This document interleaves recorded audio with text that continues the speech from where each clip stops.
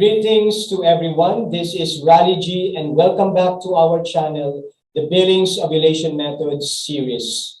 For all our accredited BOM teachers all over the country and to all those couples who would like to practice the method, please like and subscribe to our channel at pakiclick na rin po ang ating notification bell. I would like to invite you also to watch our previous episodes in order to gain mastery. Today, we are now in episode number 8. And episode number 8, this will be the main topic. You can now see that in your screen. Ang topic po natin would be how to observe mucus and how to chart. No? This is especially for teachers. Paano po natin tuturuan ng ating mga client on how to observe the mucus and how to chart so that we can accompany them better. Okay? So what will be the first step? Ang ating pong first step is to ask the couple to complete the Billings Ovulation Method form. Ito po ay form containing details about our client. Mahalaga po ito para malaman natin kung ano yung kanilang reasons why they want to practice the Billings Ovulation Method. Sila ba ay nagpo-postpone ng pregnancy, nag-a-achieve ng pregnancy, meron ba silang history ng paggamit ng mga contraceptive methods, etc. And all details must be treated with confidentiality. Pag nalaman na po natin ito, dahil na-complete na po nila yung form, we can now proceed to the next step. Ang next step po would be the teacher now will give an initial instruction on the Billings Ovulation Method. Ano ba ang dapat ituro natin sa kanila? Number 1, we need to teach the 4 phases of the cycle. Dapat ito ay malaman po nila at hindi lamang yun. Kailangan maituro natin lahat ang 4 rules of the Billings Ovulation Method correctly and instruct the couple on how to observe the mucus and to chart accurately. Ito po ang tatandaan natin kapag sila ay nag-chart na. Take note to record the most fertile observation in the entire day, which ipapaliwanag ko po mamaya as we move on in our discussion on episode number 8. Sa mga first world country, ganito po ang kanilang policy. In the first charting, couple are requested to abstain from any genital contact for 2 weeks. Bakit? Kasi when the couple pumunta po sa clinic nila, tuturuan po nila ng Billings Ovulation Method, pati ng charting. Kaya lang, ang sasabihin sa kanila, bumalik po kayo after 2 weeks at titignan ko po ang inyong chart. Kaya after 2 weeks, doon pa lamang nila magagamit yung mga rules ng Billings Ovulation Method sa kanilang second appointment, which is totally different from our country. Kasi sa Philippines, hindi po ganoon, no? Ang ating client, hindi natin pinapabalik after 2 weeks, but we accompany the client day by day. So yan po yung ating spirit of accompaniment sa ating mga clients who would like to practice the Billings Ovulation Method. Ngayon, pag tinuro na natin ang charting, ito po dapat ang mga symbols na ituturo natin. Huwag na po tayo magtuturo ng iba-iba pang symbol. Yung mga symbol na heart, yung mga color brown, no. We need to follow the international symbols. Why? Because that is a sign of obedience. The method is not ours, no. The method was developed by Drs. John and Evelyn Billings. In order to be faithful to them, we must teach the method the way Drs. John and Evelyn Billings would like the method to be taught. Kaya all accredited BOM teachers must be what? Must be obedient to the rules, no? Especially in the use of symbols. Ano ba ang mga symbols? Number 1, a color red or a shaded circle, ito po ay symbols ng tinatawag nating menstrual bleeding. Kung kayo ay merong pangkulay, di gumamit ng red. Kung wala, shaded circle. Kapag spotting, 3 dots. Okay? Kapag tuyo, walang nakikitang sipon, walang discharge. Color green or vertical line.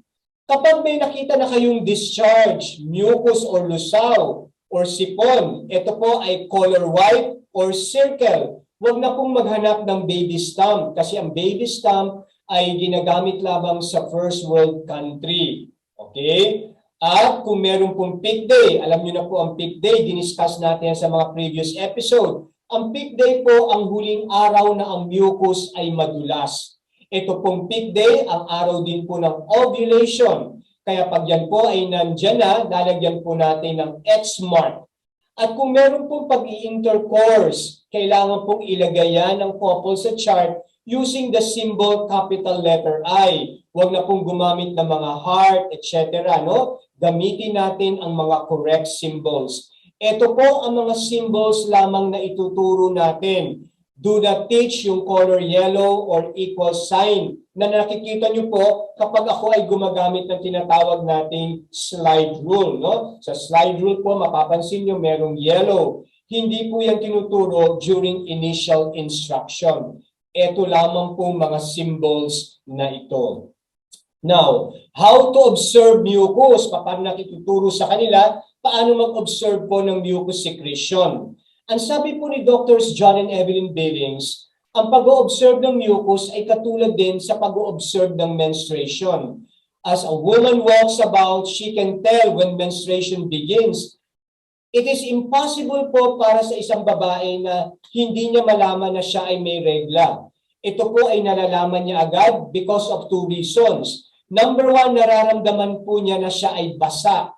At ang basang pakiramdam po ay nararamdaman sa vulva. Hindi po gumagamit ng mga fingers, no? The vulva is the one that will sense the dry and wet sensation. Mararamdaman niya siya ay basa. At pag pumunta siya sa comfort room, makikita niya, ito ay pagdurugo. Kaya alam niya na meron siyang menstrual bleeding. No use of the hands. Ang ginagamit lang ay vulva para maramdaman ng basa at ang mata ay ginagamit para makita ang appearance ng basa.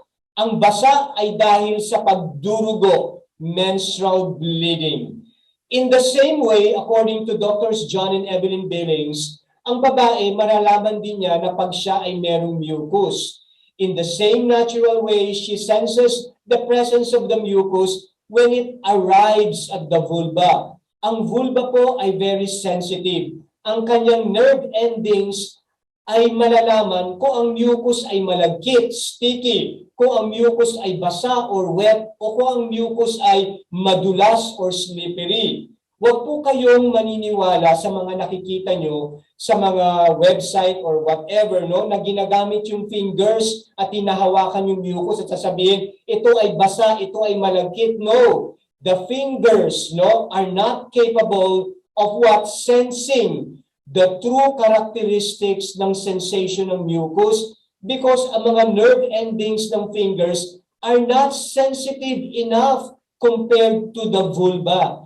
Hindi hinahawakan ang mucus. Never in the scientific literature ni Drs. John and Evelyn Billings, pinakita niya ang image ng mucus, no? Hindi niya to pinapakita at hindi niya sinasabi na hawakan. Kaya nga, the Billings Ovulation Method is the only method applicable to blind couples. Kasi hindi kailangang makita ang mucus. Kailangan lang ito ay maramdaman ng vulva. Ito ba ay malagkit? Ito ba ay basa? Ito ba ay slippery? The vulva will be the one to decide. Tandaan natin, ang mucus is not simply a discharge, a waste material. The mucus is essential for the life of the sperm. Without the mucus, sperm dies immediately. And the mucus o ang sipon o ang lusaw is an indicator of fertility. Yaan ang magsasabi sa isang babae kung siya ay magbubuntis o hindi. Okay? So ito po ang tamang pamaraan ng pag-o-observe ng mucus. The Billings Ovulation Method teacher in the Philippines would accompany the couples day by day. Kaya dahil tayo day by day, makikita agad natin ang patterns of what? Infertility. At makakapagbigay agad tayo ng advice when would be the possible day of intercourse kung ang mag-asawa ay magpo-postpone ng pregnancy. Hindi na po aabot ng 2 weeks. kasi hindi natin sila pinapabalik after 2 weeks. We accompany the couple. The spirit of accompaniment is day by day para matutukan natin sila ng mabuti and we will be able to help them better. Okay? So let's start to have a sample chart. Ang ating pong sample chart is coming from a mother, 23 years old, at doon sa kanyang form nakalagay, no history of contraceptives. And the couple would be what? Postponing pregnancy. Kailan po magsisimula mag-chart? Huwag niyo pong sasabihin, magsimula tayo ng mag-chart pag dumating na ang menstruation. That is wrong. Paano kung dumating ang menstruation after 1 month or after 2 months? Hindi yun tama. Ang accredited BOM teachers, ang sasabihin niya, let us start today. Today, no? So let's start today. This is the first charting. Nagkataon ang first charting ng ating mother happens to be what? Wet bleed. At ito ay nagsimula noong February 1. Sabi niya, February 1, ako po ay basa at may nakikitang pagdurugo. Tignan natin anong gagamiting symbol sa ating chart. Nakita niyo po, shaded circle. Anong description? Wet, basa, bleed. Anong advice na mabibigay natin? Abstain. Ito ba ay menstruation? No one can tell. There are 4 types of bleeding. Kaya ang BOM teacher hindi nagde-decide, ay meron kang regla. No. Hindi natin alam kung yan ay menstruation. Huwag nating itanong sa kanya what happens on January 31, 30, etc. Hindi po yun mahalaga. Ang mahalaga ay now. Ikaw ay may pagdurugo, but ang pagdurugo na yan, we don't have any idea. Pero ang alam lang natin would be what? Ang cervix mo ay bukas. Kaya today, you need to abstain from any genital contact kasi kayo ay nagpo-postpone ng pregnancy. Tingnan natin what will happen on February 2. On February 2, ang sabi niya, siya uli ay merong menstrual bleeding. No? Day by day accompaniment. Ituro mo ang symbol uli. Yan ay shaded circle, wet bleed. Huwag mong sabihin niya na menstruation, simply bleeding. Ano ang rule? Wala pa, ang sasabihin lang natin, abstain, cervix is open. Pagdating ngayon ng February 3, ang sabi niya, siya uli ay mayroong pagdurugo. So, shaded circle sa February 3. Ano ang description? Wet bleed. Ano ang ating advice? Abstain for the moment because the cervix is open. Maaari po yung withdrawal bleed. Maaari po yung tinatawag nating menstrual bleeding. We don't know. Hindi pwede tayong mag-decide kasi kulang ang ating tinatawag na what? Ang ating data, no? So, but in spite na kulang ang data natin, alam natin na ang cervix ay open and our advice would be to abstain. Now, February 4, ang sabi niya, siya pa rin ay merong tinatawag na bleeding at ang kanyang sensation ay wet, shaded circle, ang ating symbol. Ano kaya ang mangyayari sa February 5? February 5, sabi niya nung umaga, siya ay nag-text sa inyo, nag-message. Ako po ay tuyo, wala nang bleeding. Huwag mong sasabihin sa kanya na tapos na ang bleeding. Kailangan para malaman niya na siya ay tunay na tuyo at walang nakikitang discharge, siya ay dapat tuyo pagkagising ng umaga, hanggang umabot ang tanghali, hanggang hapon, hanggang gabi. Pagdating ng gabi at wala siyang nakitang discharge, bago matulog, no? Wala siyang nakitang discharge, doon pa lamang niyang masasabi na siya ay dry at doon siya magcha-chart sa gabi. Ako ay dry, nothing is seen, nothing is felt. Vertical line. Ano magiging ating advice? Ang advice natin ay abstain. Bakit abstain? Sapagkat hindi natin alam ang February 1 to February 4 na menstrual bleeding.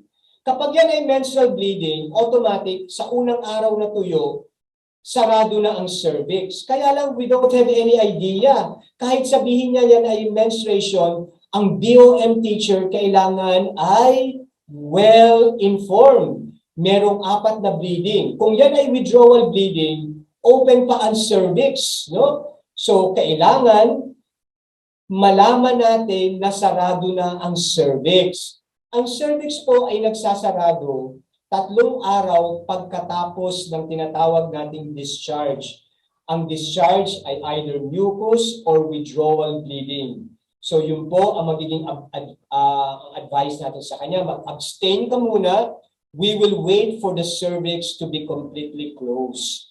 So nag-abstain ang mag-asawa on February 5. February 6, sabi niya dry. Okay, anong ibig sabihin ng dry? Ikaw ay dry pagkagising sa umaga hanggang tanghali, hanggang hapon, at kailangan masustain ang dry sensation until evening. Kaya sa gabi, maybe 6 or 7, pwede ka na mag-record. Ako po ay dry. Nothing is seen, nothing is felt.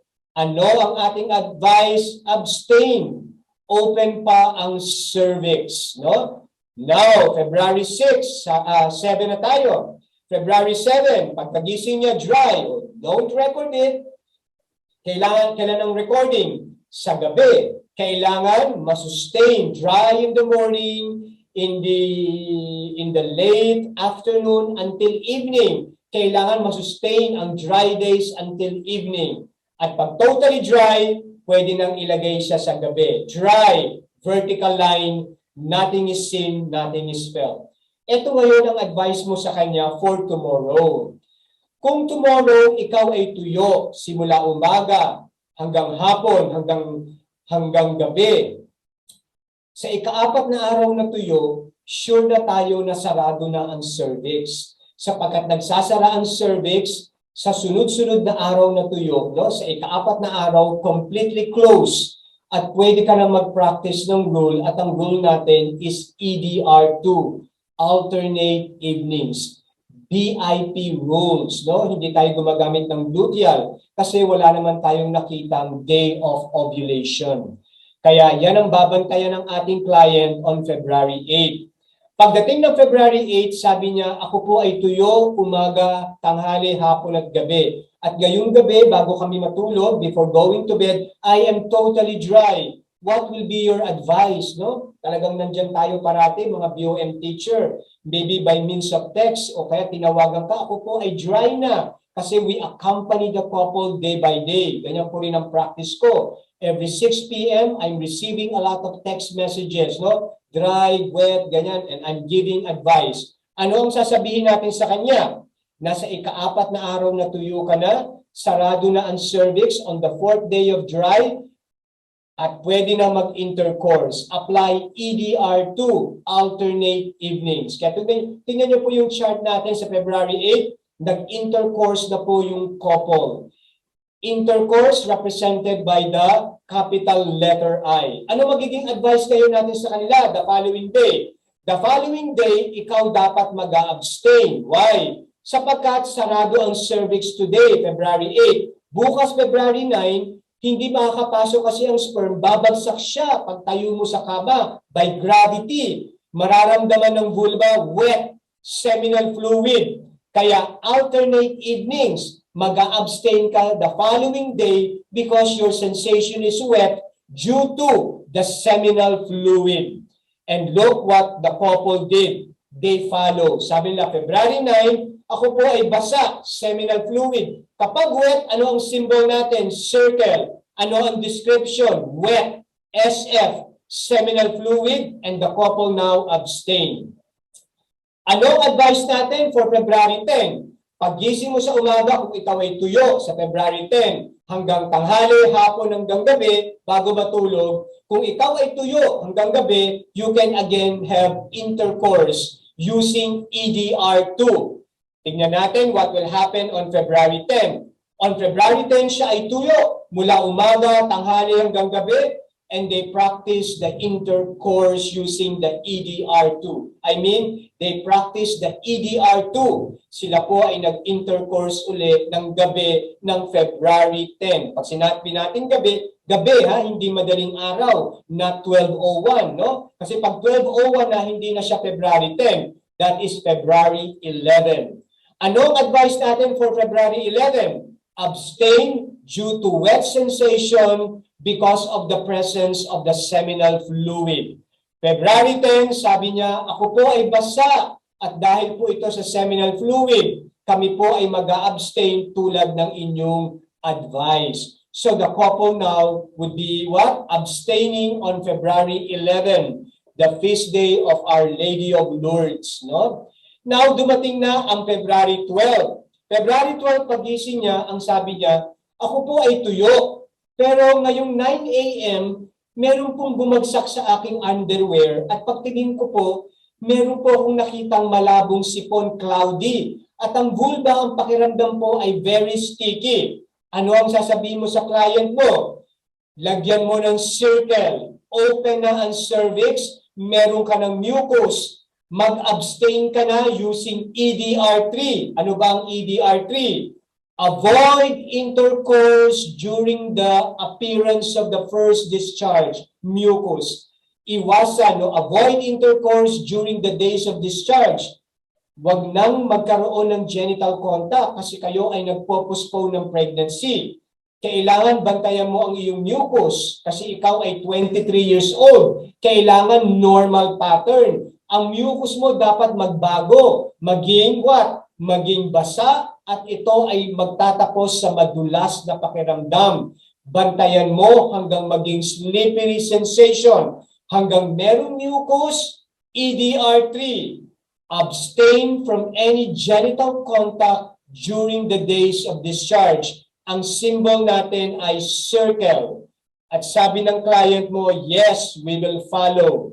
February 12, tignan natin what will happen. But before that, let's discuss this. Kailangan po itong masabi sa inyong client.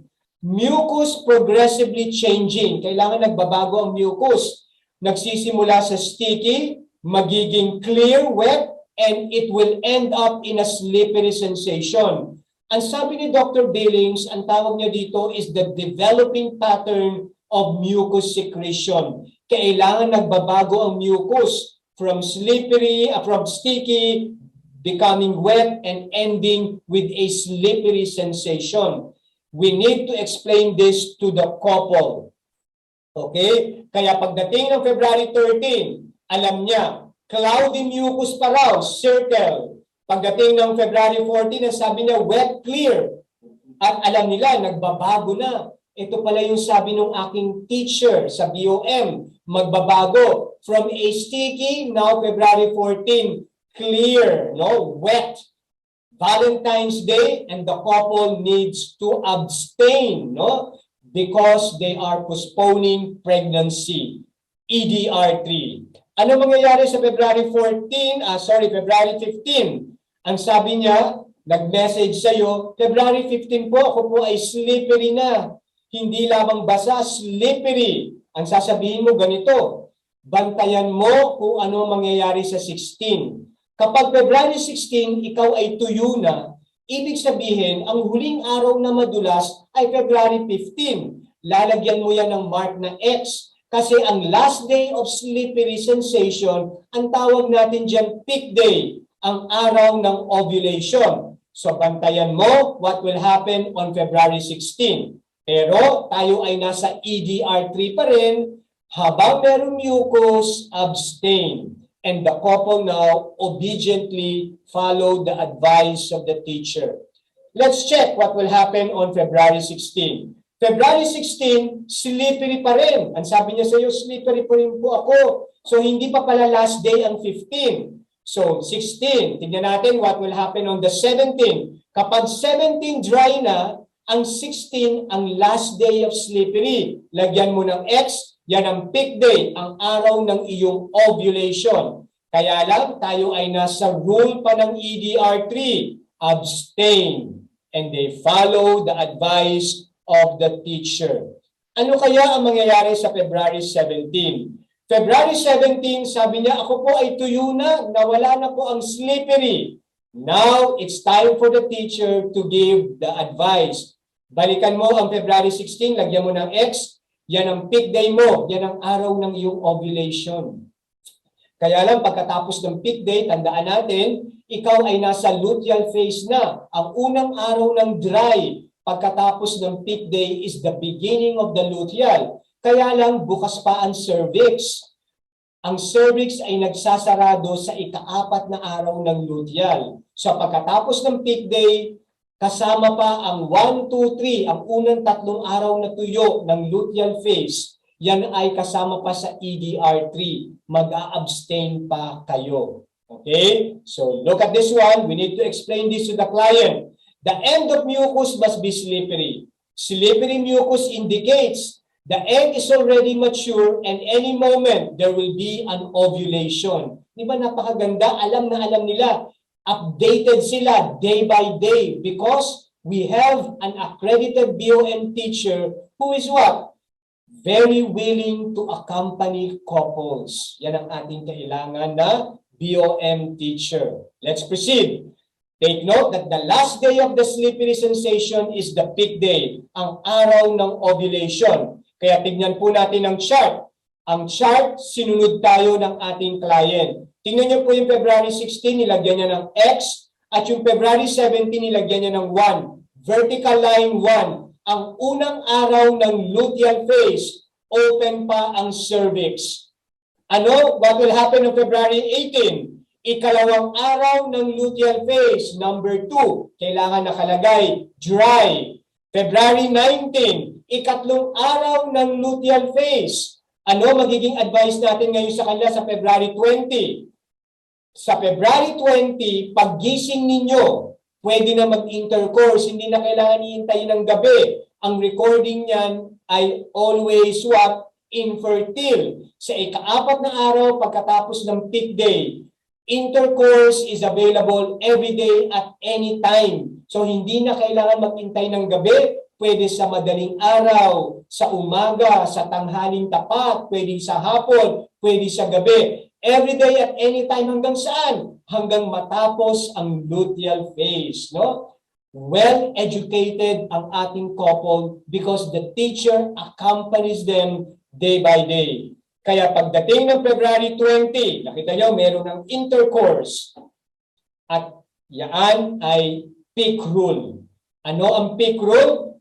On the 4th day past the peak, sa ika-4 na araw pagkatapos ng peak, intercourse is available every day at any time. Ano kaya ang mangyayari sa February 21? Sa February 21, hindi siya naglagay ng symbol. Siya ay tumawag sa iyo at sinabi niya, ang pakiramdam ko po ay tuyo. Nagtataka kung bakit, pero may nakikita akong seminal fluid. Yan, no? Kasi ang luteal phase, mataas po ang progesterone. Ang progesterone po ang isa sa mga dahilan, no? Kaya magkakaroon po kayo ng tinatawag nating dry sensation. Pero i-discuss yan detailed sa teacher training course, no? Ang sasabihin mo sa kanya ay ganito.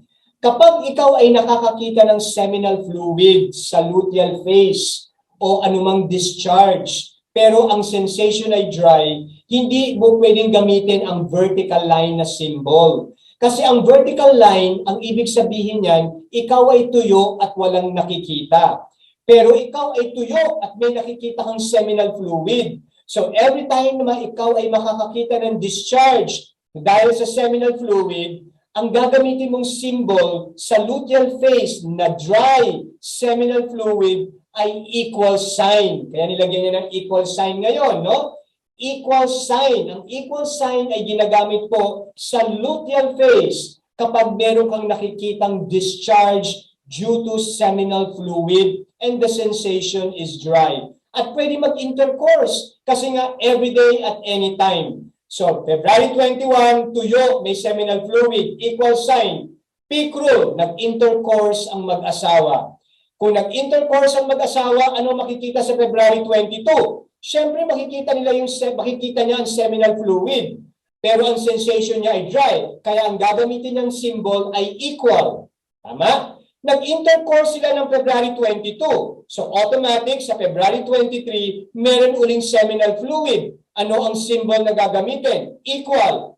May intercourse ulit sa February 23. Kung nag-intercourse sa February 23, pagising sa February 24, ano makikita ni Mrs.? Makakakita uli siya ng seminal fluid. Anong symbol na gagamitin niya? Equal sign. Nag-intercourse ulit sa February 24. Ibig sabihin sa February 25, makikita uli ang seminal fluid. By gravity, babagsak ito. Anong symbol na gagamitin? Ang gagamitin yung symbol would be again an equal sign. Now, what happens on February 25? Pagdating ng February 25, ang sabi nung couple, even though pwede kami mag-intercourse ngayon, we made a decision not to have an intercourse because we are tired and we are busy the entire day. Now, tandaan ninyo, hindi nag-intercourse sa February 25. Ibig sabihin sa February 26, wala kang makikitang seminal fluid because no intercourse happened on February 25. Let us check what will happen on February 26. February 26, yan, nakita niya.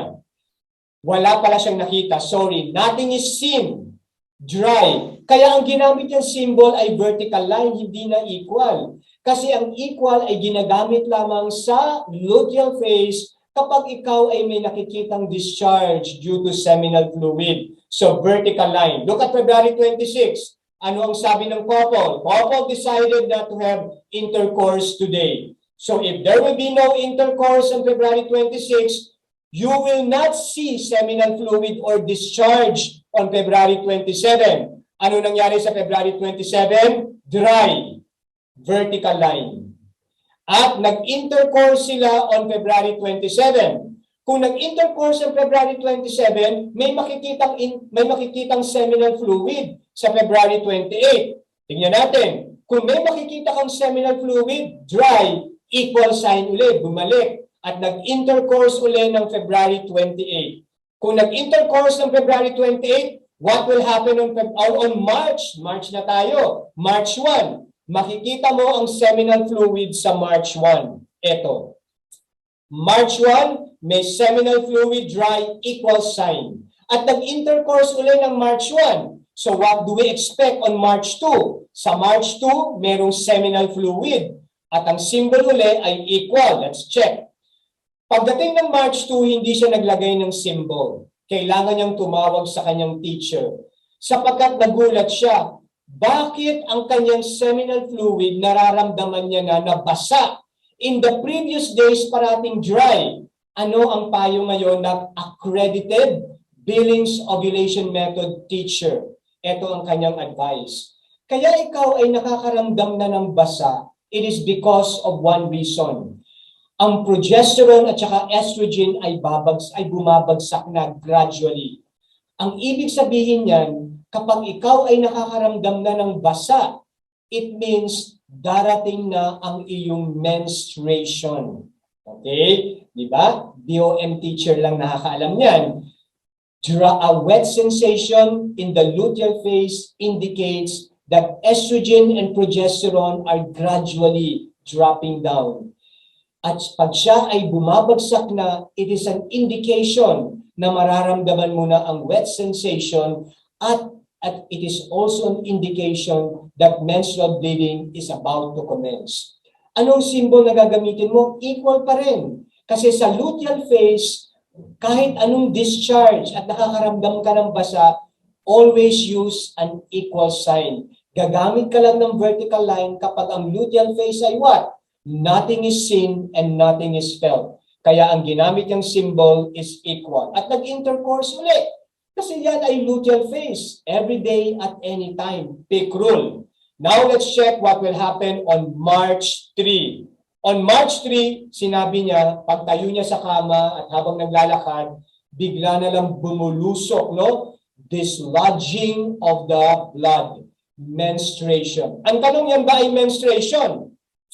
Kasi yung February 1, 2, 3, and 4, tingnan natin, we are not sure what kind of bleeding is that. Are we sure that this is a menstruation? Yes. Because of what reason? Because of two reasons. Number one, ang menstruation ay darating lamang kung ang mucus ay nag-develop into slippery. May peak. Meron ba tayong peak? Yes. The peak is on February 16. Kung merong peak, merong ovulation, darating ang menstruation. Kailan darating? 11 to 16 days. No? Bilangin natin ang luteal phase using a pointer. Let's count starting from February 17.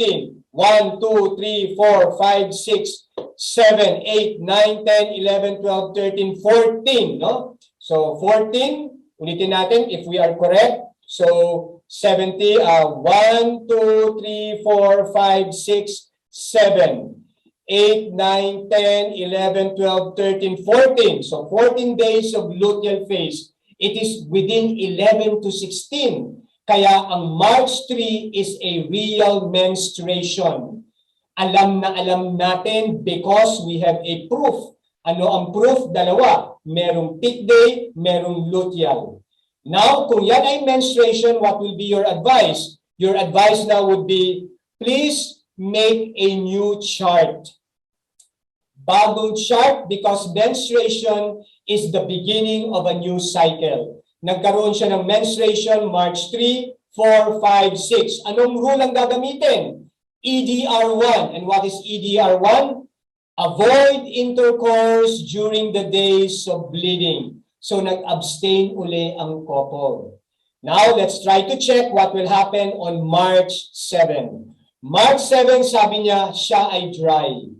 Sa umaga, dapat hanggang tanghali, hanggang hapon, until gabi, evening. If you are dry until evening, lagay mo na dry. At pwede na mag-practice ng rule EDR2, alternate evenings. Bakit pwede agad? Kasi ito alam natin na siya ay menstruation. Tandaan natin, pagkatapos ng menstruation, sa unang araw na tuyo, BIP, automatic ang cervix would be completely closed, impenetrable. Eh bakit po nung February 1, February 2, 3, and 4, hindi nyo po ako pinayagang mag-intercourse sa February 5? Kasi, sabi ko nga sa iyo, hindi natin alam kung anong klaseng bleeding yan. Ang BOM teacher kailangan wise, gagamitin ang science of the Billings Ovulation Method. Kung ikaw ay in doubt at hindi mo alam na talaga yan ay menstruation, huwag maghula. Alamin mo kung kailan darating ang infertility. Kailangan mo makaipon ng 3 araw na tuyo at sa ika-4 na araw na tuyo, sarado na ang cervix. Kaya nag-intercourse sa February 8. Pero dito sa March, no, alam natin na siya ay menstrual bleeding. Kaya we immediately apply the alternate evenings sa unang araw ng tuyo kasi ang March 3 to March 6 is a menstrual bleeding. Maliwanag po ba? So pagdating ng March 6, ang March 6 natin would be abstain kasi meron na tayong tinatawag na seminal fluid. Okay? So I'll stop the sharing at ito po ang episode number 8. So I mean, ipagpapatuloy niyo na ang charting. At sa second charting, little advice na lang ang manggagaling sa teacher. Little supervision. Kasi nagabayan mo siya the entire month. Pagdating ng 3rd month, yung 3 cycle niya, baka hindi ka na niya kailangan. Paminsan-minsan lang. Why? Because the couple now will gain mastery of the method. Ang tawag natin doon, method autonomy. Sila ay pwede na mag-chart on their own without the assistance of the teacher because the teacher was able to accompany them well during the first charting. Ito po ang tamang pagtuturo ng tinatawag nating charting to our couples who would like to practice the method. Okay po? Sa ating darating episodes, meron po tayong mga sample charting ng iba't ibang klase ng cases. Please wait episode number 9. Ang episode number 9 would be the hormones, estrogen and progesterone. No? So thank you so much for listening to this lecture on charting. At sana po ay meron kayong natutunan. Again, please like and subscribe to our channel and always click the notification bell. So marami pong salamat sa inyong lahat and I will see you again in episode number 9. Goodbye po sa inyong lahat.